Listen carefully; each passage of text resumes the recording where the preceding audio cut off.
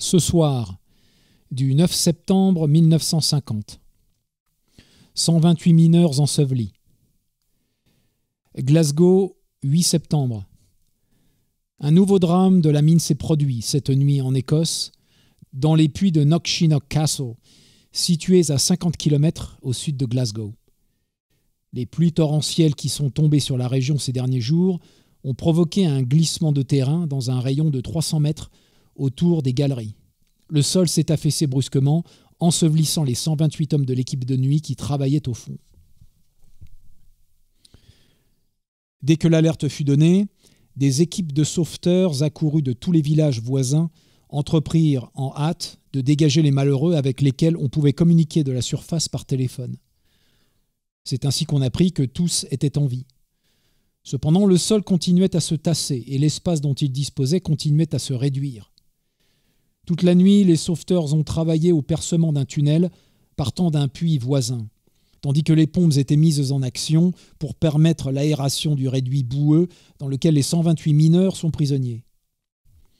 Des milliers de personnes sont massées devant l'entrée de la fosse, attendant dans un silence angoissé des nouvelles.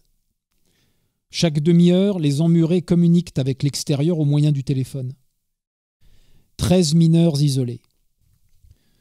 Ce matin, on n'avait encore publié aucun communiqué officiel sur le nombre des victimes.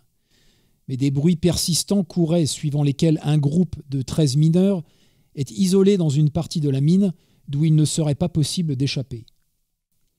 Les équipes de secours qui travaillent frénétiquement à une 50aine de mètres de profondeur dans le puits voisin sont gênées par l'existence de poches de gaz dans le mur de houille qu'ils s'efforcent de percer. Le nombre des sauveteurs s'accroît constamment avec l'arrivée incessante de volontaires des communes voisines venus par camion ou à bicyclette. À midi, alors que les hommes se trouvaient sous terre depuis 21h30 et qu'ils étaient ensevelis depuis près de 14h, on annonçait qu'il restait encore une poche de gaz à nettoyer avant que commence le percement du mur de charbon qui sépare les sauveteurs et les mineurs. On pense qu'il faudra encore 3 heures de travail pour parvenir jusqu'aux emmurés. M. Andrew Houston, contremaître de la mine de Knockshinock Castle, a déclaré que 7 ou 8 hommes, et non 2 comme on l'avait cru précédemment, avaient réussi à se sauver à la première alerte. Les 128 hommes encore emmurés appartiennent tous à l'équipe de nuit de la mine. La boue venait de plus en plus vite. Tandis que les sauveteurs à la surface travaillaient d'arrache-pied pour empêcher de nouvelles quantités d'eau de se déverser dans le secteur effondré, les ensevelis ont signalé par téléphone qu'ils construisaient des digues de charbon pour arrêter l'infiltration de boue dans leur direction. James Seary, l'un de ceux qui travaillaient près de la bouche du puits et réussirent à s'échapper à temps, a déclaré « J'ai entendu le bruit de quelque chose qui se précipitait, et puis j'ai vu la boue qui passait violemment à travers les parois du puits.